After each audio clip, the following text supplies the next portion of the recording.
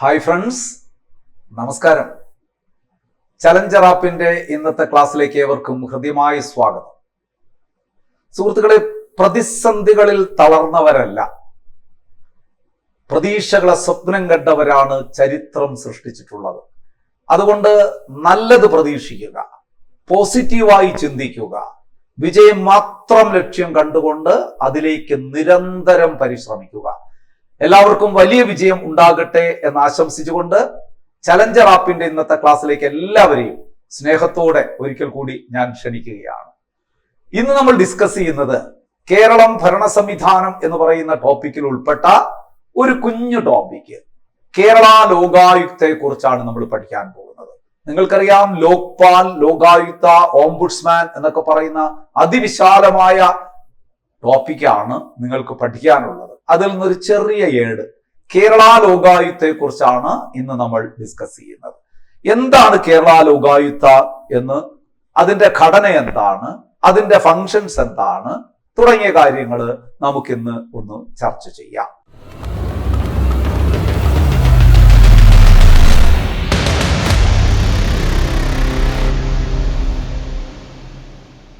കേരള ലോകായുക്ത, അതിനു മുമ്പ് ലോകായുക്ത എന്ന് പറഞ്ഞാൽ എന്താണെന്ന് ആദ്യം നിങ്ങൾ മനസ്സിലാക്കുക.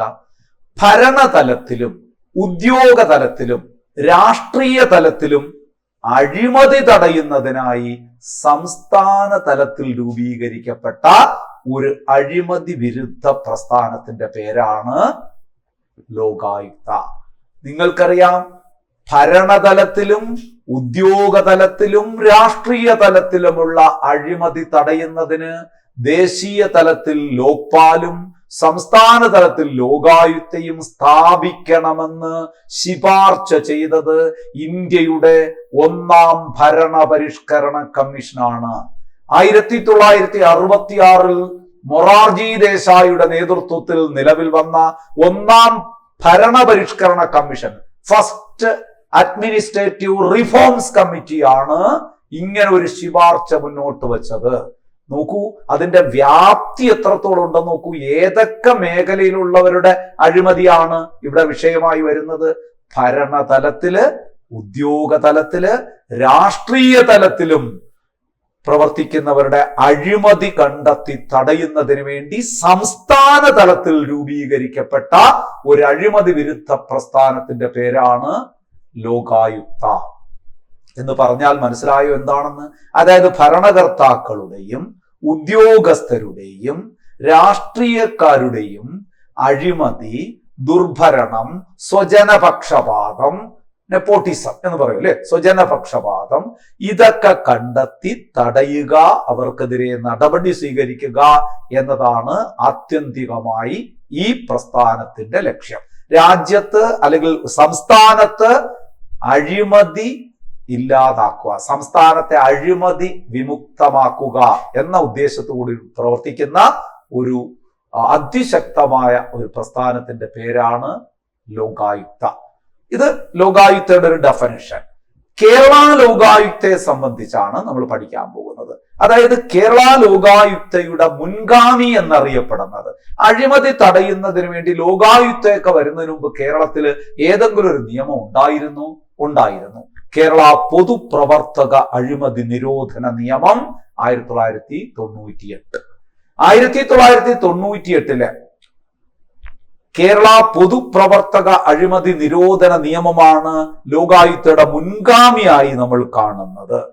കേരള ലോകായുക്ത ആക്ട് നിലവിൽ വന്നത്, ഇനി കേരളത്തിൽ ലോകായുക്ത ആക്ട് നിലവിൽ വന്നത് 1998 നവംബർ മാസം 15 ഒരു ഓർഡിനൻസിലൂടെയാണ് ഇങ്ങനൊരു ആക്ട് നിലവിൽ വന്നത്.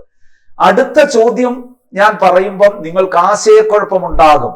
കേരള ലോകായുക്ത ആക്ട് പാസാക്കിയതെന്ന്, അത് 1999 അതെങ്ങനെയെന്ന് പലർക്കും സംശയം വരും അല്ലെ. ആക്ട് പാസാക്കിയത് 1999, പക്ഷെ അതിനു മുമ്പേ കേരള ലോകായുക്ത നിയമം നിലവിൽ വന്നു എന്ന് പറയുന്നു. അതെങ്ങനെ സംഭവിച്ചു? അതായത് 1998 നവംബർ 15 കേരള നിയമസഭ ഒരു ഓർഡിനൻസ് പാസ്സാക്കിക്കൊണ്ടാണ്, കേരളത്തിൽ ഒരു ഓർഡിനൻസ് പാസ്സാക്കിക്കൊണ്ടാണ് ഈ ആക്ട് നടപ്പാക്കിയത്. എന്നിട്ട് പിന്നെ അത് നിയമമായി വന്നത് 1999 ആക്ട് പാസ്സാക്കിയത്. പക്ഷെ മുൻകാല പ്രാബല്യത്തോടുകൂടി ഇത് നിലവിൽ വന്നു 1998 നവംബർ 15. അതുകൊണ്ടാണ് നവംബർ 15 കേരള ലോകായുക്ത ദിനം എന്ന് നമ്മൾ വിശേഷിപ്പിക്കുന്നതും ആചരിക്കുന്നതും. കേരള ലോകായുക്ത ദിനം എന്നാണ് നവംബർ 15 മറക്കാതിരിക്കുക. ഓക്കെ ആണെന്ന് ഞാൻ മനസ്സിലാക്കുന്നു. ഇത്രയും. അടുത്ത ചോദ്യം, കേരള ലോകായുക്ത ആക്ട് പാസ്സാക്കുമ്പോൾ കേരളത്തിന്റെ മുഖ്യമന്ത്രി ആരായിരുന്നു? ഇതൊക്കെ ഒരുപാട് തവണ ചോദിച്ചുള്ള ചോദ്യമാണ്. കേരള ലോകായുക്ത ആക്ട് 1999 പാസ്സാക്കി 1998 നിലവിൽ വന്നു എന്ന് പറയുന്നു അല്ലെ. ഓർഡിനൻസിലൂടെ ആദ്യം നിലവിൽ വന്നു, പിന്നെയാണ് അത് ആക്ടായി മാറിയത്. ആ സമയം കേരളത്തിന്റെ മുഖ്യമന്ത്രി ആയിരുന്ന ആള് EK നായനാരാണ് അല്ലെ. EK നായനാരായിരുന്നു കേരള ലോകായുക്ത ആക്ട് പാസ്സാക്കിയപ്പോൾ കേരളത്തിന്റെ മുഖ്യമന്ത്രി. ഇനി കേരള ലോകായുക്തയെ നിയമിക്കുന്നത് ആരാണ്? ഒരു സംശയവും വേണ്ട, കേരളത്തിന്റെ ഭരണഘടനാ തലവനായ ഗവർണറാണ്. സംസ്ഥാന ഗവർണറാണ് കേരള ലോകായുക്തയെ അല്ലെങ്കിൽ ലോകായുക്തയെ, അത് കേരളത്തിലല്ല എവിടെയായാലും ലോകായുക്തയെ നിയമിക്കുന്നത് ആരെന്ന് വെച്ചാൽ ഗവർണറാണ്, സംസ്ഥാന ഗവർണറാണ്.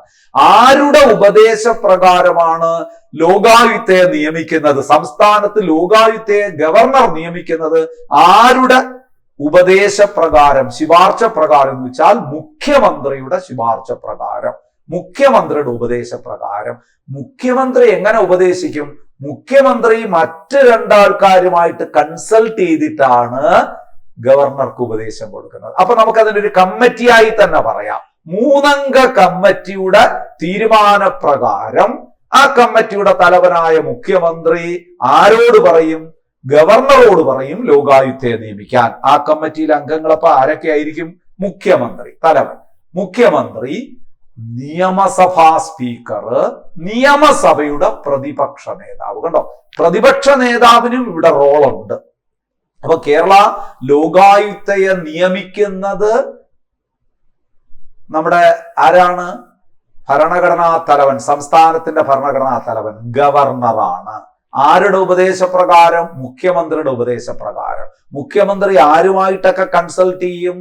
നിയമസഭാ സ്പീക്കറും നിയമസഭയുടെ പ്രതിപക്ഷ നേതാവും. ഇനി നമുക്കതിന്റെ കമ്മിറ്റി ആക്കി തന്നെ പറയാം. ലോകായുക്തയെ നിശ്ചയിക്കുന്ന അല്ലെങ്കിൽ തെരഞ്ഞെടുക്കുന്ന, ലോകായുക്ത അംഗങ്ങളെ തെരഞ്ഞെടുക്കുന്ന കമ്മിറ്റിയുടെ ചെയർമാൻ മുഖ്യമന്ത്രി, ചെയർമാൻ ഉൾപ്പെടെ 3 അംഗങ്ങളാണ്. മുഖ്യമന്ത്രി, നിയമസഭാ സ്പീക്കർ, നിയമസഭയുടെ പ്രതിപക്ഷ നേതാവ്. ഇവരുമായിട്ടൊക്കെ കൂടിയാലോചിച്ചിട്ട് മുഖ്യമന്ത്രിയാണ് ആരോട് പറയുന്നത്? നമ്മുടെ ഗവർണറോട് പറയുന്നത് ലോകായുക്തയെ നിയമിക്കാൻ. ഇനി നമ്മുടെ കേരള ലോകായുക്തയുടെ ഘടന നമുക്കൊന്ന് പരിശോധിച്ച് നോക്കാം. എങ്ങനെയാണ് അതിന്റെ അംഗസംഖ്യ വരുന്നത്? കേരള ലോകായുക്തയില് ഒരു ലോകായുക്തയും 2 ഉപലോകായുക്തമാരുമുണ്ട്. അപ്പൊ ശരിക്കും പറഞ്ഞാൽ forum of Kerala Lok Sabha consist of 3 members, 1 Lokayukta and 2 ഉപലോകായുക്താസ്. ഒരു ലോകായുക്തയും 2 ഉപലോകായുക്തയും ചേർന്നതാണ് കേരളത്തിലെ ലോകായുക്ത ഫോറം എന്ന് പറയുന്നത്. അങ്ങനെയാണെങ്കിൽ ആ ലോകായുക്തയുടെ യോഗ്യത എന്ത്? ഉപലോകായുക്തയുടെ യോഗ്യത എന്ത്? നമുക്കൊന്ന് പരിശോധിക്കാം. കേരള ലോകായുക്തയുടെ തലവൻ, അതിനല്ലേ നമ്മൾ ലോകായുക്ത എന്ന് പറയുന്നത്. ആ കേരള ലോകായുക്തയുടെ യോഗ്യത എന്തെന്ന് ചോദിച്ചാൽ ഉപലോകായുക്തയുടെ യോഗ്യത നമുക്ക് പറയാം. ലോകായുക്തയുടെ യോഗ്യത സുപ്രീം കോടതിയിൽ നിന്നും വിരമിച്ച ജഡ്ജി അല്ലെങ്കിൽ ഹൈക്കോടതിയിൽ നിന്നും വിരമിച്ച ചീഫ് ജസ്റ്റിസ് തന്നെ ആയിരിക്കണം എന്നായിരുന്നു ഇതുവരെ പറഞ്ഞിരുന്നത്. എന്നാൽ ഇപ്പോൾ ഒരു മാറ്റം വന്നു. അപ്പൊ നിങ്ങൾ എങ്ങനെ പറയണം? ലോകായുക്തയുടെ യോഗ്യത എന്ത്? സുപ്രീം കോടതിയിൽ നിന്നും വിരമിച്ച ജഡ്ജിയോ ഹൈക്കോടതിയിൽ നിന്നും വിരമിച്ച ചീഫ് ജസ്റ്റിസോ ആയിരുന്നു. എന്നാൽ ഇവര് 2 പേരെയും പുറമെ ഒരാൾക്ക് കൂടി ആകാമെന്ന് 2022 കേരള ലോകായുക്ത അമെൻമെന്റ് ആക്ട് പറയുന്നുണ്ട്. അപ്പൊ നിങ്ങൾ ഒരാളെ കൂടെ അതിനകത്ത് ചേർക്കണം. സുപ്രീം കോടതിയിൽ നിന്നും വിരമിച്ച ചീഫ് ജസ്റ്റിസ് അല്ല, സുപ്രീം കോടതിയിൽ നിന്ന് വിരമിച്ച ജഡ്ജി, ഹൈക്കോടതിയിൽ നിന്നും വിരമിച്ച ചീഫ് ജസ്റ്റിസ്, അല്ലെങ്കിൽ ഹൈക്കോടതിയിൽ നിന്ന് വിരമിച്ച ജഡ്ജി ആയാലും മതി. ഈ ഹൈക്കോടതിയിൽ നിന്നും വിരമിച്ച ജഡ്ജിക്കും നേരത്തെ ആകാൻ കഴിയില്ല. സുപ്രീം കോടതിയിൽ നിന്നും വിരമിച്ച ജഡ്ജിക്കോ ഹൈക്കോടതിയിൽ നിന്നും വിരമിച്ച ചീഫ് ജസ്റ്റിസിനെയോ ലോകായുക്തയാകാമായിരുന്നുള്ളൂ. എന്നാൽ 2022 കേരള ലോകായുക്ത അമെൻമെന്റ് ആക്ട് പ്രകാരം ഹൈക്കോടതിയിൽ നിന്നും വിരമിച്ച ജഡ്ജിക്കും വേണമെങ്കിൽ ലോകായുക്തയാകാം. അപ്പൊ ഇനി നിങ്ങൾ പഠിക്കേണ്ടത് ലോകായുക്തയുടെ യോഗ്യത എന്ത്? സുപ്രീം കോടതിയിൽ നിന്നും വിരമിച്ച ജഡ്ജിയോ ഹൈക്കോടതിയിൽ നിന്നും വിരമിച്ച ജഡ്ജിയോ സുപ്രീം കോടതിയിൽ നിന്ന് വിരമിച്ച ജഡ്ജിയോ ഹൈക്കോടതിയിൽ നിന്ന് വിരമിച്ച ചീഫ് ജസ്റ്റിസോ ഹൈക്കോടതിയിൽ നിന്ന് വിരമിച്ച ജഡ്ജിയോ ആകാം. 3 പേരുണ്ട്. ക്ലിയർ ആയോ ഞാൻ പറഞ്ഞത്? എന്നിട്ട് ഒരു കാര്യം ഉറപ്പിച്ച് പറയണം, ഹൈക്കോടതിയിൽ നിന്നും വിരമിച്ച ജഡ്ജിക്ക് ലോകായുക്തയാകാം എന്ന വ്യവസ്ഥ കൊണ്ടുവന്ന ഭേദഗതി ഏതാണ്? 2022 കേരള ലോകായുക്ത നിയമ ഭേദഗതിയാണ്. അപ്പൊ ലോകായുക്തയുടെ യോഗ്യത എന്ത്? Retired judge of supreme court, retired chief justice of high court or retired judge of high court. Clear അല്ലേ? ആ retired judge of high court include ചെയ്തത് ഏത് ഭേദഗതിയിലൂടെ? 2022 കേരള ലോകായുക്ത അമെൻമെന്റിലൂടെ. ഇനി ഉപലോകായുക്തയുടെ യോഗ്യത എന്താണ്? അതൊറ്റ പോയിന്റ് പറഞ്ഞാൽ മതി. ഹൈക്കോടതിയിൽ നിലവിലുള്ള അല്ലെങ്കിൽ വിരമിച്ച ചീഫ് ജസ്റ്റിസ്, ജഡ്ജി ചീഫ് ജസ്റ്റിസ് അല്ല, ജഡ്ജിയാണ്.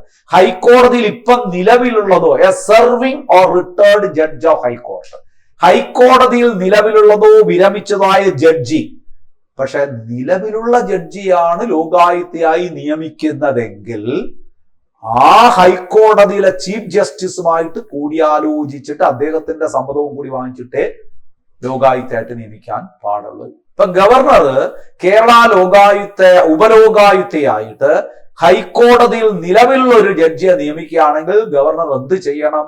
ഇപ്പൊ ഇതിപ്പോ മദ്രാസ് ഹൈക്കോടതിയിലെ ഒരാളെയാണ് നിയമിക്കുന്നതെന്ന് വിചാരിക്കാം. മദ്രാസ് ഹൈക്കോടതിയിലെ ചീഫ് ജസ്റ്റിസുമായിട്ട് കൂടിയാലോചിച്ച് അദ്ദേഹത്തിന്റെ കൂടെ അനുമതിയോടുകൂടി മാത്രമേ നിലവിലുള്ള ഒരു ജഡ്ജിയെ നിയമിക്കാവൂ. റിട്ടയർഡ് ജഡ്ജിയെ പ്രശ്നമില്ല. അപ്പൊ ഉപലോകായുക്തയായി നിയമിക്കപ്പെടുന്നത് ആരൊക്കെയാണ്?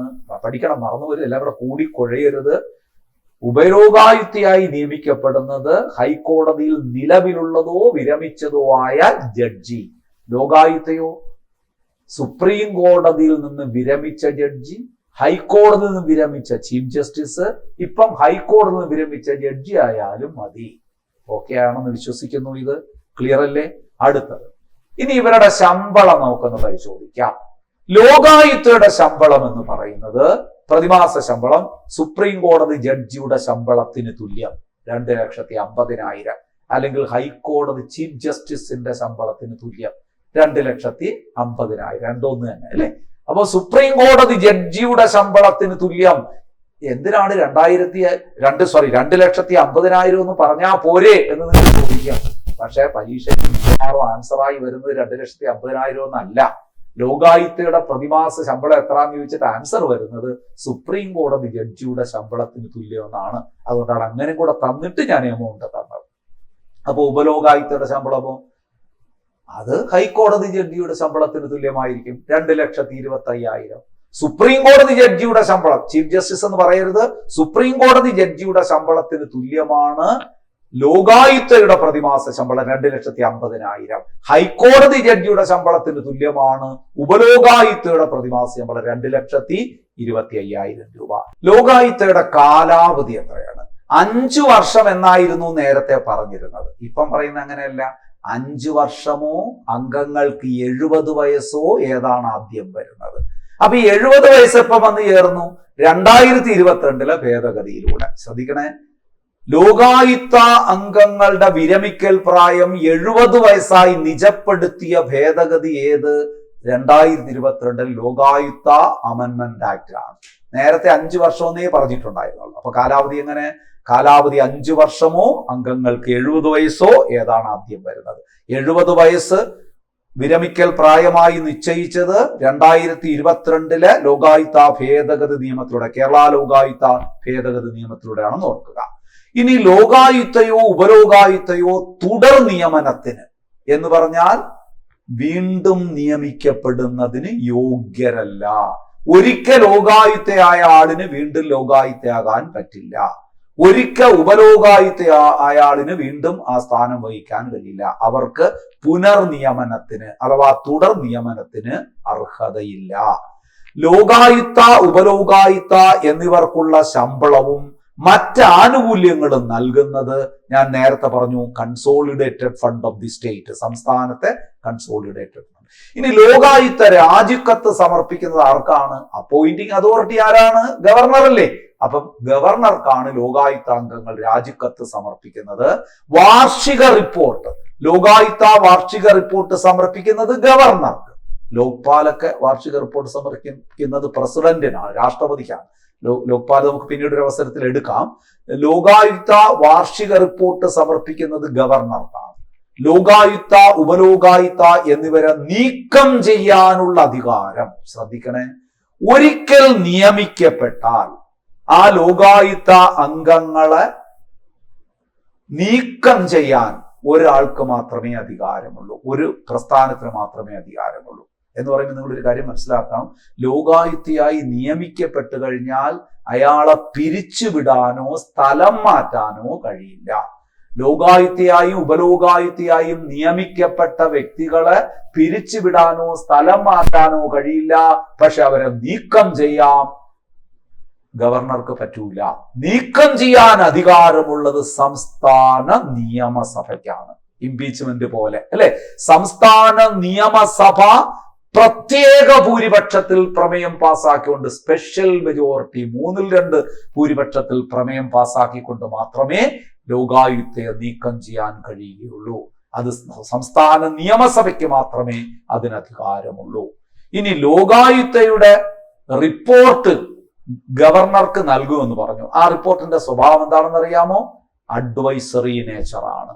ഉപദേശ അധികാരം മാത്രമേ ലോകായുക്തയ്ക്കുള്ളൂ. ലോകായുക്തയ്ക്ക് ആരെയും ശിക്ഷിക്കാനുള്ള അധികാരമില്ല, ശിക്ഷ ശുപാർശ ചെയ്യാനുള്ള അധികാരമേ ഉള്ളൂ. വ്യക്തമായി പഠിക്കണം. ലോകായുക്തയ്ക്ക്, അപ്പൊ നമ്മൾ പറഞ്ഞു ഓർക്കുക, ലോകായുക്തയെ ഒരിക്കൽ നിയമിച്ചു കഴിഞ്ഞാൽ പിരിച്ചുവിടാനോ സ്ഥലം മാറ്റാനോ കഴിയില്ല. എന്നാൽ ലോകായുക്തയെ നീക്കം ചെയ്യാൻ പറ്റും സംസ്ഥാന നിയമസഭയ്ക്ക്. സംസ്ഥാന നിയമസഭ 2/3 ഭൂരിപക്ഷത്തിൽ, പ്രത്യേക ഭൂരിപക്ഷത്തിൽ പ്രമേയം പാസാക്കിക്കൊണ്ട് മാത്രമേ ലോകായുക്തയെ നീക്കം ചെയ്യാൻ പറ്റുള്ളൂ. ലോകായുക്ത ശുപാർശകൾ ഗവർണർക്കാണ് നൽകുന്നത്. അതിനൊരു ഉപദേശ സ്വഭാവം മാത്രമേ ഉള്ളൂ. ലോകായുക്തയ്ക്ക് ആരെയും ശിക്ഷിക്കാനുള്ള അധികാരമില്ല, ശിക്ഷ ശുപാർശ ചെയ്യാനുള്ള അധികാരമേ ഉള്ളൂ. വ്യക്തമായി പഠിക്കണം. ക്ലിയർ ആയോ? ഇനി ലോകായുക്തയുടെ അധികാരങ്ങൾ എന്താണ് നമുക്ക് നോക്കാം. ഒരു സിവിൽ കോടതിയുടെ എല്ലാ അധികാരങ്ങളും ലോകായുക്തയ്ക്കുണ്ട്. ഒരു സിവിൽ കോടതിക്ക് എന്തൊക്കെ അധികാരമുണ്ട് നമുക്ക് നോക്കാം. അപ്പൊ ലോകായുക്തയുടെ അധികാരങ്ങൾ: വ്യക്തികളെ വിളിച്ചു വരുത്തി വിചാരണ ചെയ്യാം. ഹിയറിങ്ങിന് വ്യക്തികളെ വിളിച്ചു വരുത്തി വിചാരണ ചെയ്യാനുള്ള അധികാരം ലോകായുക്തയ്ക്കുണ്ട്. ഇനി നോക്കൂ, രേഖകൾ ഹാജരാക്കാൻ ആവശ്യപ്പെടാം. ആരോടും രേഖകൾ ഹാജരാക്കാൻ ആവശ്യപ്പെടാം. സത്യവാങ്മൂലത്തിൽ തെളിവുകൾ സ്വീകരിക്കാം. ആരെങ്കിലും അഫിഡവിറ്റ് ഫയൽ ചെയ്തിട്ടുണ്ടെങ്കിൽ അതുമായി ബന്ധപ്പെട്ട തെളിവുകൾ, സത്യവാങ്മൂലം നൽകിക്കഴിഞ്ഞാൽ അതിന് തെളിവ് സമർപ്പിക്കണം. ആ തെളിവുകൾ ആവശ്യപ്പെട്ടുകൊണ്ട് അത് സ്വീകരിക്കാം. ഏതെങ്കിലും കോടതിയിൽ നിന്നോ ഓഫീസിൽ നിന്നോ ഏതെങ്കിലും പൊതുരേഖയോ അതിന്റെ പകർപ്പോ ആവശ്യപ്പെടാം. കോടതിയിൽ നിന്നോ, കോടതി വിധിയാകാം ചിലപ്പോ, അല്ലെങ്കിൽ ഏതെങ്കിലും ഓഫീസിൽ നിന്ന് ഇമ്പോർട്ടന്റ് ആയിട്ടുള്ള രേഖയാകാം. അതെല്ലാം ആ പൊതുരേഖകളെല്ലാം, പബ്ലിക്കിന് അവൈലബിൾ ആകുന്ന രേഖകളുണ്ടല്ലോ, അതെല്ലാം ആവശ്യപ്പെടാം. സാക്ഷികളുടെയോ രേഖകളുടെയോ വിതരണത്തിനായി കമ്മീഷനുകൾ, സാക്ഷികളുടെയോ രേഖകളുടെയോ വിചാരണയ്ക്കായെന്നാണ്, വിതരണത്തിനല്ല, അവരെ വിചാരണ ചെയ്യുന്നതിന് വേണ്ടി കമ്മീഷനുകൾ അനുവദിക്കാം. ഇപ്പൊ നമ്മുടെ ഇപ്പൊ അഡ്വക്കേറ്റ് കമ്മീഷൻ എന്നൊക്കെ നിങ്ങൾ കേട്ടിട്ടില്ലേ? ഒരു കുറ്റം തെളിയിക്കുന്നതിന് വേണ്ടിയിട്ട് കോടതി നിയമിക്കുന്ന കമ്മീഷനുകൾ. അതുപോലെ എന്തെങ്കിലും കണ്ടെത്തുന്നതിന് വേണ്ടി, രേഖകൾ കണ്ടെത്തുന്നതിന് വേണ്ടി, സാക്ഷികളെ കണ്ടെത്തുന്നതിന് വേണ്ടിയിട്ടൊക്കെ കമ്മീഷനുകളെ നിയമിക്കാൻ ആർക്ക് അവകാശമുണ്ട്? ലോകായുക്തയ്ക്ക് അവകാശമുണ്ട്. ഇനി ലോകായുക്തയ്ക്ക് തന്നെ നിർദ്ദേശങ്ങൾ മുന്നോട്ട് വയ്ക്കാം. അപ്പൊ സാക്ഷികളുടെയോ രേഖകളുടെയോ വിചാരണയ്ക്കായി, ഇവിടെ വിതരണത്തിനായി എന്നാണ് കിടക്കുന്നത്, ആ വാക്ക് തെറ്റാണ്, തിരുത്തിക്കൊള്ളുക. സാക്ഷികളുടെയോ രേഖകളുടെയോ വിചാരണയ്ക്കായി കമ്മീഷൻ അനുവദിക്കാം. അതുപോലെ തന്നെ ഇതിന് സ്വന്തമായി നിർദ്ദേശങ്ങൾ മുന്നോട്ട് വയ്ക്കാനും ലോകായുക്തയ്ക്ക് അവകാശമുണ്ട്. കേരള ലോകായുക്തയുടെ ആസ്ഥാനം എവിടെയാണെന്ന് അറിയാമോ? തിരുവനന്തപുരം. തിരുവനന്തപുരത്ത് എവിടെയാണ് കേരള ലോകായുക്തയുടെ ആസ്ഥാനം? വികാസ് ഭവനാണ്. തിരുവനന്തപുരത്ത് വികാസ് ഭവനാണ് കേരള ലോകായുക്തയുടെ ആസ്ഥാനം. കേരളത്തിലെ നിലവിലെ ലോകായുക്ത ആരാണ് എന്ന് വെച്ചാൽ ലോകായുക്തയുടെ ചെയർമാൻ, അതിനാണ് ലോകായുക്ത എന്ന് പറയുന്നത്, തലവൻ. കേരള ലോകായുക്ത എന്ന് പറയുന്നത് 6ാമത്തെ ലോകായുക്തയാണ്. ഇപ്പൊ കേരളത്തിലെ 6ാമത്തെ ലോകായുക്ത ജസ്റ്റിസ് അനിൽകുമാറാണ്. കേരളത്തിലെ നിലവിലെ ലോകായുക്ത ആരാണ്? ജസ്റ്റിസ് അനിൽകുമാറാണ്. മറക്കരുത്, പ്രധാന ചോദ്യമാണ്, കറണ്ട് അഫയേഴ്സ് ചോദ്യമാണ്. അപ്പൊ ഉപലോകായുക്തമാരൊക്കെയാണ്? 2 പേരുണ്ടാകുമല്ലോ. ഒരു വനിതയുണ്ട്, ജസ്റ്റിസ് സിർസി വി, ഒരു വനിതയാണ്, വനിതാ ജഡ്ജിയാണ്. ജസ്റ്റിസ് സിർസി വി ആണ് ഒരാള്. മറ്റൊരാള് ജസ്റ്റിസ് അശോക് മേനോൻ. ജസ്റ്റിസ് അശോക് മേനോൻ എന്ന് പറയുന്ന മറ്റൊരു. അപ്പം നമ്മുടെ കേരള ലോകായുക്തയുടെ ആ ഫോറത്തിലെ അംഗങ്ങൾ ആരൊക്കെയാണ്? ലോകായുക്ത എന്ന് പറയുന്നത് അനിൽകുമാർ ആണ്, കേരളത്തിലെ 6ാമത്തെ ലോകായുക്ത. മറ്റു ഉപലോകായുക്തമാര് ജസ്റ്റിസ് സിർസിയും അതുപോലെ തന്നെ ജസ്റ്റിസ് അശോക് മേനോനുമാണ്. അങ്ങനെയാണെങ്കിൽ 1999 പാസ്സാക്കി 1998 നിലവിൽ വന്നെന്നൊക്കെ നമ്മൾ പഠിച്ച കേരള ലോകായുക്തയുടെ ആദ്യ തലവനാരായിരുന്നു? കേരളത്തിലെ ആദ്യത്തെ ലോകായുക്ത ജസ്റ്റിസ് PC ബാലകൃഷ്ണ മേനോൻ. മറക്കരുത്, ജസ്റ്റിസ് PC ബാലകൃഷ്ണ മേനോൻ. ഇനി ഒരു ചോദ്യത്തിന് സാധ്യതയുണ്ട്. താഴെ പറയുന്നവരിൽ കേരള ലോകായുക്തയായി പ്രവർത്തിച്ച വ്യക്തിയാര്? അല്ലെങ്കിൽ താഴെ പറയുന്നവരിൽ കേരളത്തിൽ ലോകായുക്തയായി പ്രവർത്തിക്കാത്ത വ്യക്തിയാര് എന്നൊക്കെ ചോദിക്കാൻ സാധ്യത ഒരുപാടുണ്ട്. ആകെ 6 പേരല്ലേ ഉള്ളൂ. ആ ഓർഡറിൽ 6 പേരെ പേര് ഒന്ന് പഠിക്കുക. കേരളത്തിലെ ആദ്യത്തെ ലോകായുക്ത ജസ്റ്റിസ് PC ബാലകൃഷ്ണൻ, 2ാമത്തെ ലോകായുക്ത ജസ്റ്റിസ് K ശ്രീധരൻ, 3ാമത്തെ ലോകായുക്ത ജസ്റ്റിസ് MM പരീത് പിള്ള. പിന്നീട് അദ്ദേഹം മനുഷ്യാവകാശ കമ്മീഷന്റെ ഒക്കെ ചെയർമാനായി മാറിയ ആളാണ്, നിങ്ങൾക്കറിയാം. പിന്നീട് 4ാമത്തെ ജസ്റ്റിസ് പയസ് C കുര്യാക്കോസ്, 5ാമത്തെ കഴിഞ്ഞ ആള് ജസ്റ്റിസ് സിറിയക് ജോസഫ്, നിലവിലത് ജസ്റ്റിസ് N അനിൽകുമാർ. ഓർഡറിൽ ഈ 6 പേരെയും പേര് മനസ്സിലിട്ടോളുക. എന്തറിയാമോ ഞാൻ ഇങ്ങനെയൊക്കെ തരുന്നത്? കഴിഞ്ഞ പരീക്ഷയ്ക്ക് ഒരു ചോദ്യം ചോദിച്ചു, താഴെ തന്നിരിക്കുന്നവരിൽ ദേശീയ മനുഷ്യാവകാശ കമ്മീഷന്റെ ചെയർമാൻ പദവി വഹിച്ചിട്ടില്ലാത്തതായ. കണ്ടോ, ഇങ്ങനെയൊക്കെ ചോദ്യം ചോദിച്ചു കഴിഞ്ഞാൽ ആ ആൾക്കാരുടെ പേര് നമ്മുടെ മനസ്സിലുണ്ടെങ്കിലല്ലേ എഴുതാൻ കഴിയുള്ളൂ. കാണാതെ പഠിക്കണ്ട. ഒരു പേര് കണ്ടാൽ അഥവാ കേട്ടാൽ നിങ്ങൾക്ക് ഓർമ്മ വന്നാൽ മതി ഇതിൽ അംഗമാണോ അല്ലയോ എന്ന്. അപ്പൊ ആരൊക്കെയാണ്? Justice PC Balakrishna Menon, justice K Sreedharan, justice MM Pareeth Pillai, justice Pius C Kuriakose, justice Cyriac Joseph, justice N Anilkumar. തെറ്റുവോ? ഇല്ലല്ലോ. ഇനി നോക്കാം, കേരള ലോകായുക്ത നിയമ ഭേദഗതി. ഇതൊന്ന് ശ്രദ്ധിക്കണം. കറണ്ട് അഫയേഴ്സ് ചോദ്യത്തിലേക്ക് പോകാൻ പോവുകയാണ്. നമ്മള് EK നായനാരുടെ കാലത്ത് 1998-99 കാലഘട്ടത്തിലാണ് കേരള ലോകായുക്തയുമായി ബന്ധപ്പെട്ട കാര്യങ്ങൾ നമ്മൾ പറഞ്ഞത്. അതിനെല്ലാം ശേഷം 2022 കേരള ലോകായുക്ത ആക്ട് ഒരു ഭേദഗതി വന്നു. വലിയ വിവാദമായ ഭേദഗതിയാണ്. ലോകായുക്തയുടെ വീര്യം ചോർത്തിക്കളഞ്ഞ ഭേദഗതിയാണെന്ന് വിമർശിക്കുന്നവരുണ്ട്. ലോകായുക്തയുടെ പല്ലും നഖവും ഊരിമാറ്റിയ ആ ഒരു ഭേദഗതിയാണ് എന്ന് പറഞ്ഞവരുണ്ട്. അതിൻ്റെയൊക്കെ പിന്നില് ചില സത്യങ്ങളില്ലേ എന്നും നമുക്ക് ചിന്തിക്കേണ്ടി വരും. ഈ ഭേദഗതി പറയുമ്പോൾ, ഇതിലെ ഭേദഗതി പറയുമ്പോൾ നമുക്കും ചിലപ്പോൾ തോന്നും ലോകായുക്തയെ നിർവീര്യമാക്കിയോ എന്നൊരു ചോദ്യം നമ്മളിലും വരും. അത് ഞാൻ പറയാം, എന്തൊക്കെ മാറ്റം വന്നു എന്ന് പറയാം. അപ്പോൾ കേരള ലോകായുക്ത ഭേദഗതി നിയമം 2022 നമ്മൾ പറയാൻ പോകുന്നത്. ഭേദഗതി 2022 കേരള ലോകായുക്ത ഭേദഗതി ബില്ല് നിയമസഭയിൽ അവതരിപ്പിച്ചതാര്? P രാജീവ് എന്ന നമ്മുടെ നിയമമന്ത്രിയാണ്. നിലവിലും അദ്ദേഹം തന്നെയാണല്ലോ. അപ്പം കേരള ലോകായുക്ത നിയമ ഭേദഗതി 2022 ഭേദഗതി ബില്ല് നിയമസഭയിൽ അവതരിപ്പിച്ചത് P രാജീവ് നിയമമന്ത്രി. ലോകായുക്ത ഓർഡിനൻസ് ബില്ല് കേരള നിയമസഭ പാസാക്കിയത് എന്നാണ് ഞാൻ പറഞ്ഞ ഒരു ഓർഡിനൻസ് ആയിട്ടാണ് ഇത് വന്നത്. എന്നാണ് കേരള നിയമസഭ ഇത് പാസാക്കിയത്, കേരള നിയമസഭ പാസാക്കിയത് 2022 ഓഗസ്റ്റ് 30. അങ്ങനെ നിയമസഭയില് ഭേദഗതി ബില്ല് പാസാക്കുന്നു. ഇനി ഗവർണറുടെ അംഗീകാരം വേണ്ടേ? അന്ന് ഗവർണർ ആര്? ആരിഫ് മുഹമ്മദ് ഖാൻ. ഗവർണർ ആരിഫ് മുഹമ്മദ് ഖാന്റെ സമീപത്ത് അല്ലെങ്കിൽ മുമ്പിൽ ഈ ബില്ല് അയച്ചു. അദ്ദേഹം എന്ത് ചെയ്തു? അദ്ദേഹം ഈ ബില്ല് രാഷ്ട്രപതിയുടെ പരിഗണനയ്ക്ക് വിട്ടു. നിങ്ങൾക്കറിയാലോ, ആ കാലഘട്ടത്തില് സർക്കാരും ഗവർണറും തമ്മിൽ വലിയ സംഘടനമായിരുന്നു. ഗവർണറെ അല്ലെങ്കിൽ സർക്കാരിനെ എങ്ങനെയൊക്കെ ബുദ്ധിമുട്ടിക്കാമെന്ന് ഗവർണർ നോക്കിയിരിക്കുന്ന സമയമായിരുന്നു. സർക്കാർ എടുക്കുന്ന തീരുമാനങ്ങളെയൊക്കെ എങ്ങനെ അംഗീകാരം കൊടുക്കാതിരിക്കാം എന്ന് ഗവേഷണം നടത്തിക്കൊണ്ടിരിക്കുന്ന ഒരാളായിരുന്നു നമ്മുടെ അന്നത്തെ ഗവർണർ. അങ്ങനെ ഗവർണർ ആരിഫ് മുഹമ്മദ് ഖാൻ ബില്ല് രാഷ്ട്രപതിയുടെ പരിഗണനയ്ക്ക് അയച്ചു. അദ്ദേഹം ഒപ്പിട്ടിട്ടില്ല. പക്ഷെ രാഷ്ട്രപതി ദ്രൗപദി മുർമു ബില്ലിന് അംഗീകാരം കൊടുത്തു. കുറെ സമയം കഴിഞ്ഞാണ് കേട്ടോ, 2022 ബില്ലൊക്കെ അയച്ചത്. 2024 ഫെബ്രുവരി 28 കേരള ലോകായുക്ത ഭേദഗതി നിയമം 2022 യാഥാർത്ഥ്യമായി. അങ്ങനെ കേരള ലോകായുക്ത ഭേദഗതി നിയമത്തിന് രാഷ്ട്രപതി അംഗീകാരം നൽകിയത് 2024 ഫെബ്രുവരി 28.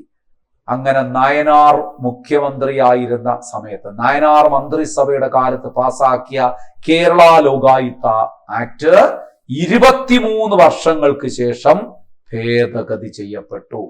ഇനിയാണ് ഭേദഗതിയിൽ എന്തൊക്കെ മാറ്റങ്ങൾ വന്നു നമുക്കൊന്ന് പരിശോധിക്കാം. ഭേദഗതിയിലെ ആദ്യമൊന്നും വന്ന മാറ്റങ്ങളൊന്നും വലിയ കുഴപ്പമായിട്ട് നമുക്ക് തോന്നുന്നില്ല. 14-ാം വകുപ്പിൽ വന്ന മാറ്റം നമ്മൾ പഠിക്കുമ്പോൾ നമുക്ക് തോന്നും, അയ്യോ ലോകായുക്തയ്ക്ക് ഉള്ള പവറൊക്കെ പോയോ എന്ന് നമുക്ക് തോന്നും. ഞാൻ അതിലേക്ക് വരാം, അതുകൊണ്ട് അത് പരീക്ഷയ്ക്ക് ചോദിക്കേ. ഏതൊക്കെ വകുപ്പുകളിലാണ് മാറ്റം വന്നതെന്ന് അറിയാമോ? 3-ാം വകുപ്പില്, 5-ാം വകുപ്പില്, 7-ാം വകുപ്പില്, 14-ാം വകുപ്പില്, 4 വകുപ്പുകളിലാണ് ഭേദഗതി വന്നത്. ചില ഭേദഗതികളൊക്കെ ഞാൻ നേരത്തെ പഠിപ്പിച്ചതിന്റെ കൂട്ടത്തിൽ പറഞ്ഞു. എങ്കിലും നമുക്കൊന്ന് നോക്കാം. 3-ാം വകുപ്പിൽ വന്ന ഭേദഗതി എന്താണെന്ന് അറിയാമോ? വിരമിച്ച സുപ്രീം കോടതി ജഡ്ജി, ഹൈക്കോടതി ചീഫ് ജസ്റ്റിസ് എന്നിവർക്ക് പുറമെ വിരമിച്ച ഹൈക്കോടതി ജഡ്ജിയെയും ലോകായുക്തയായി നിയമിക്കാം. ലോകായുക്തയുടെ യോഗ്യത പറഞ്ഞപ്പോൾ ഞാൻ പറഞ്ഞു, ഓർമ്മയുണ്ടോ? സുപ്രീം കോടതിയിൽ നിന്ന് വിരമിച്ച ജഡ്ജി, ഹൈക്കോടതിയിൽ നിന്ന് വിരമിച്ച ചീഫ് ജസ്റ്റിസ്, ഇവർക്ക് രണ്ടുപേരുടെ ആരെങ്കിലും ഒരാൾക്ക് മാത്രമേ 2022 വരെ ലോകായുക്തയായി നിയമിക്കപ്പെടാൻ അർഹതയുണ്ടായിരുന്നുള്ളൂ. എന്നാൽ അത് 3-ാം വകുപ്പിലാണ് പറഞ്ഞിരിക്കുന്നത്. ആ 3-ാം വകുപ്പിൽ ഒരു ഭേദഗതി വന്നു. ഇവർക്ക് രണ്ടുപേർക്കും പുറമെ ഹൈക്കോടതി ജഡ്ജിയായി പ്രവർത്തിച്ച വ്യക്തിക്കും ലോകായുക്തയായി പ്രവർത്തിക്കാം എന്ന് 3-ാം വകുപ്പിൽ മാറ്റം വരുത്തി. അപ്പൊ 3-ാം വകുപ്പിൽ ലോകായുക്തയുടെ യോഗ്യതയെക്കുറിച്ച് പറഞ്ഞിരുന്ന വകുപ്പാണ്. ഹൈക്കോടതിയിൽ നിന്ന് വിരമിക്കുന്ന ചീഫ് ജസ്റ്റിസിനോ സുപ്രീം കോടതിയിൽ നിന്ന് വിരമിക്കുന്ന ജഡ്ജിക്കോ മാത്രമേ ലോകായുക്തയായി നിയമിക്കപ്പെടാൻ കഴിയുള്ളൂ എന്ന് 3-ാം വകുപ്പിൽ പറഞ്ഞിരുന്നത്. അതിനൊരു മാറ്റം വരുത്തിയിട്ട് ആ 2 പേർക്ക് പുറമെ, അവരാരെയും മാറ്റിയിട്ടില്ല, ആ 2 പേർക്ക് തന്നെയാണ് പ്രഥമ പരിഗണന വരുന്നത്. ആ 2 പേർക്ക് പുറമെ ഹൈക്കോടതിയിൽ നിന്ന് വിരമിച്ച ജഡ്ജിയെയും കൂടി എന്താക്കാം? അതിന്റെ ചെയർമാൻ അല്ലെങ്കിൽ അതിന്റെ ലോകായുക്തയാക്കി മാറ്റാം. ലോകായുക്തയാകാനുള്ള യോഗ്യതയുണ്ടെന്ന് 3-ാം വകുപ്പിൽ മാറ്റം വരുത്തി. 5-ൽ എന്താ പറഞ്ഞത്? അംഗങ്ങളുടെ വിരമിക്കൽ പ്രായം, അത് ഞാൻ പറഞ്ഞതാണ്. അംഗങ്ങളുടെ വിരമിക്കൽ പ്രായം നേരത്തെ ഇല്ലായിരുന്നു. ലോകായുക്തയുടെ കാലാവധി 5 വർഷം എന്നേ പറഞ്ഞിട്ടുണ്ടായിരുന്നുള്ളൂ. ഇപ്പൊ അതെന്താക്കി മാറ്റി? 5 വർഷമോ 70 വയസ്സ് പ്രായം വരെയോ ആകാം. അപ്പൊ 70 വയസ്സ് എന്ന വിരമിക്കൽ പ്രായം ഉൾപ്പെടുത്തിയത് 2022 ഭേദഗതി നിയമത്തിലൂടെ 5-ാം വകുപ്പിൽ ഒരു മാറ്റം. 5-ാം വകുപ്പിൽ കാലാവധിയെ കുറിച്ച് പറഞ്ഞിരുന്നതാണ്. 5 വർഷം വരെ എന്നേ പറഞ്ഞിട്ടുണ്ടായിരുന്നുള്ളൂ. അവിടെ 5 വർഷമോ 70 വയസ്സോ എന്നാക്കി മാറ്റി ഈ ഭേദഗതിയിലൂടെ. ക്ലിയർ അല്ലേ? 7-ാം വകുപ്പിൽ ശ്രദ്ധിക്കണേ. 7-ാം വകുപ്പിൽ വന്ന മാറ്റം എന്തറിയാമോ? ലോകായുക്ത മരണപ്പെടുകയോ രാജിവെക്കുകയോ അവധിയിലാവുകയോ ചെയ്താൽ നിലവിലുള്ള മുതിർന്ന ഉപലോകായുക്തയ്ക്ക് ലോകായുക്തയുടെ ചുമതല വഹിക്കാം എന്നൊരു വ്യവസ്ഥ വന്നു. നേരത്തെ അങ്ങനെ ഇല്ലായിരുന്നു. ഇപ്പം 7-ാം വ്യവസ്ഥയിൽ ഒരു വ്യവസ്ഥ കൊണ്ടുവന്ന എന്തായിരുന്നു? 7-ാം വകുപ്പിൽ ഒരു വ്യവസ്ഥ കൊണ്ടുവന്ന എന്തായിരുന്നു? ലോകായുക്ത മരണപ്പെടുകയോ രാജിവെക്കുകയോ അവധിയിലാവുകയോ ഓഫീസ് ഒഴിഞ്ഞു കിടന്നാൽ മുതിർന്ന ഉപലോകായുക്ത, രണ്ടുപേരുണ്ടാവുമല്ലോ, അതിൽ മുതിർന്ന ഒരാളിനെ തൽക്കാലം ലോകായുക്തയായി നിയമിക്കാൻ കഴിയും എന്നൊരു വ്യവസ്ഥ 7-ാം വകുപ്പിൽ ഉൾപ്പെടുത്തി. ഇനി 14-ാം വകുപ്പ്, അതാണ് ഞാൻ പറഞ്ഞ വിവാദമായതും, അതുകൊണ്ട് അത് തന്നെ ആയിരിക്കും പരീക്ഷയ്ക്ക് ചോദിക്കുന്നത്. 14-ാം വകുപ്പ് ശ്രദ്ധിച്ച് കേൾക്കണം. പൊതുപ്രവർത്തകരുടെ അഴിമതി തെളിഞ്ഞാൽ ലോകായുക്ത അധികാരപ്പെട്ട അതോറിറ്റിക്ക് റിപ്പോർട്ട് നൽകണം. കോമ്പിറ്റന്റ് അതോറിറ്റിക്ക്, അധികാരപ്പെട്ട അതോറിറ്റിക്ക് എന്ന് പറഞ്ഞാൽ ഇപ്പൊ മുഖ്യമന്ത്രിക്കോ ഗവർണർക്കോ എന്നർത്ഥം. ഒരു പൊതുപ്രവർത്തകന്റെ അഴിമതി തെളിഞ്ഞാൽ, അയാൾ ചിലപ്പോൾ സർക്കാർ ഉദ്യോഗസ്ഥനായാലും ശരി, ഒരു രാഷ്ട്രീയ പ്രവർത്തകനായാലും ശരി, അത് ഉദ്യോഗസ്ഥ വൃന്ദത്തിൽപ്പെട്ട ആരായാലും ശരി, ഒരു പൊതുപ്രവർത്തകന്റെ, പബ്ലിക് സർവന്റിന്റെ അഴിമതി തെളിഞ്ഞു കഴിഞ്ഞു, ലോകായുക്തയുടെ മുമ്പിൽ തെളിഞ്ഞു കഴിഞ്ഞാൽ ലോകായുക്ത എന്ത് ചെയ്യുന്നറിയാമോ? അധികാരപ്പെട്ട അതോറിറ്റിക്ക് റിപ്പോർട്ട് കൊടുക്കും. ഗവർണർക്കോ അല്ലെങ്കിൽ മുഖ്യമന്ത്രിയോടോ പറയും, ഇയാൾ ഗിൽറ്റിയാണ്, ഇയാൾ കുറ്റവാളിയാണ്, ഇയാൾക്കെതിരെ നടപടി സ്വീകരിക്കണം. അങ്ങനെ ലോകായുക്ത ഉപദേശം കൊടുത്തു കഴിഞ്ഞാൽ മുമ്പൊക്കെ ഉറപ്പായിട്ടും നടപടി സ്വീകരിക്കുമായിരുന്നു. അത് രാഷ്ട്രീയക്കാരായാലും. ഞാൻ ഒറ്റ ഉദാഹരണം പറയാം.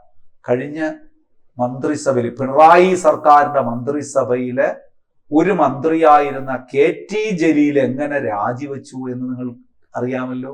ലോകായുക്തയുടെ പരാമർശമാണ്.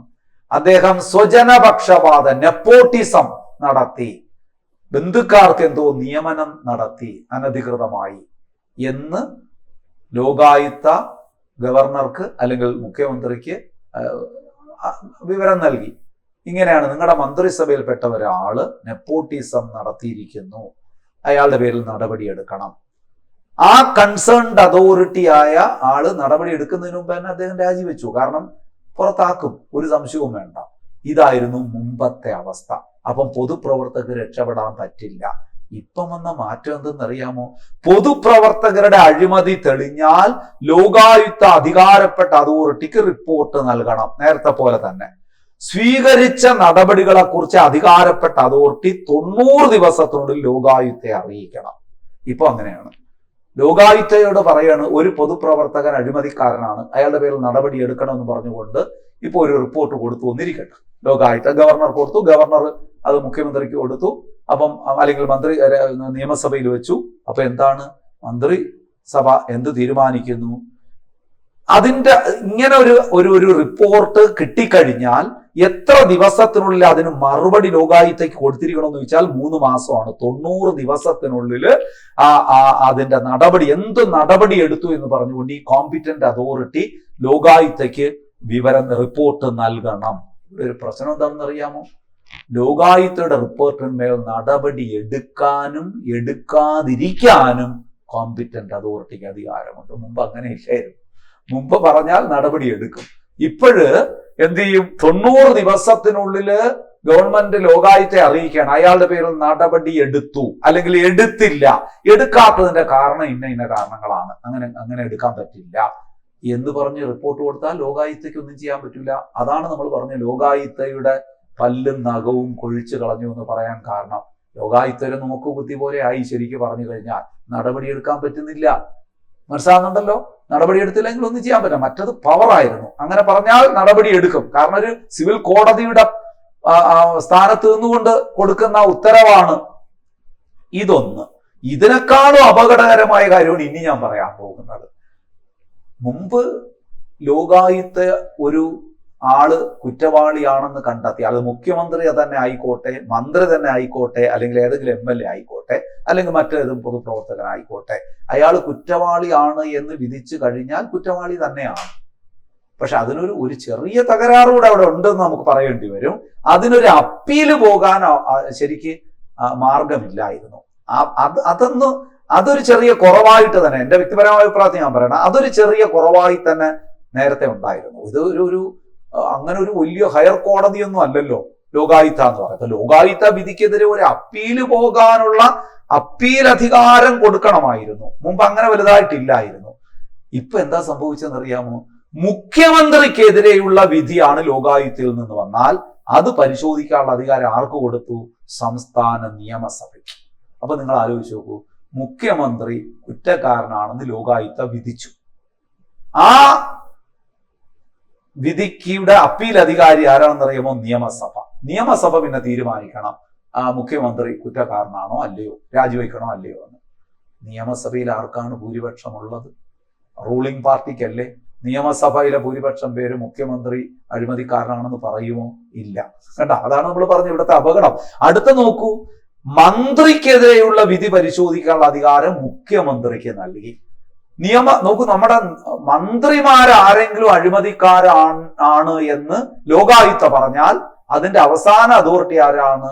മുഖ്യമന്ത്രിയാണ്. മുഖ്യമന്ത്രി തീരുമാനിക്കും ഇത് മന്ത്രി അഴിമതിക്കാരനാണോ അല്ലയോ എന്ന്. മുഖ്യമന്ത്രിയുടെ കൂടെ പ്രവർത്തിക്കുന്ന ഏതെങ്കിലും മന്ത്രി അഴിമതിക്കാരനാണെന്ന് മുഖ്യമന്ത്രി പറയുമോ? ഇല്ല.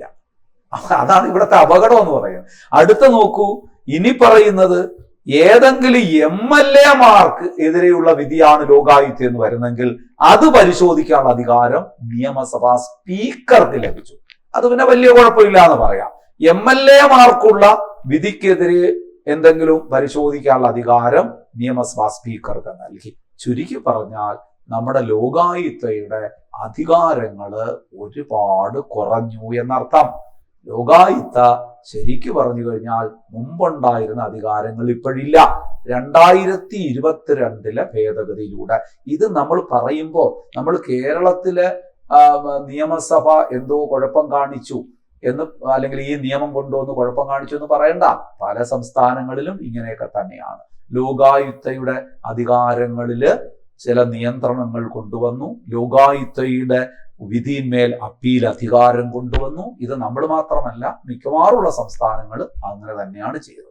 അപ്പൊ ഇത് ലോകായുക്തയെ കുറിച്ച് പഠിക്കുമ്പോൾ നിങ്ങൾ ലോകായുക്ത എന്താണെന്നും അതിന്റെ ഘടന എന്താണെന്നും അതിന്റെ ഫങ്ഷൻസ് എന്താണെന്നും അവസാനം 2022 ലോകായുക്ത ഭേദഗതി നിയമത്തെ കുറിച്ചും കൂടി നിങ്ങൾ പഠിക്കണം. അപ്പൊ സുഹൃത്തുക്കളെ, ഈ ക്ലാസ് ഇവിടെ അവസാനിക്കുകയാണ്. ഒരു കുഞ്ഞു ടോപ്പിക് ആയിരുന്നു, നിങ്ങൾക്ക് മനസ്സിലായിട്ടുണ്ടാവുമെന്ന് വിശ്വസിക്കുന്നു.